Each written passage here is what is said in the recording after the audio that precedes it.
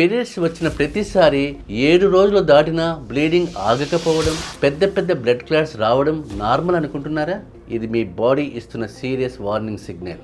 చాలా మంది ఉమెన్స్ దీన్ని కామన్ పీరియడ్ ఇష్యూ అనుకుని బయటకు చెప్పలేక ఏళ్ల తరబడి సైలెంట్గా సఫర్ అవుతుంటారు. కానీ దీని వెనుక ఉన్న అసలు నిజం ఏంటంటే, మీ బాడీలో హార్మోనల్ ఇంబ్యాలెన్స్ ఉన్నప్పుడు యుట్రస్ లైనింగ్ ఎక్కువగా బిల్డ్ అయి నార్మల్ బ్లడ్తో పాటు హెవీ క్లాట్స్ బయటకు వస్తాయి.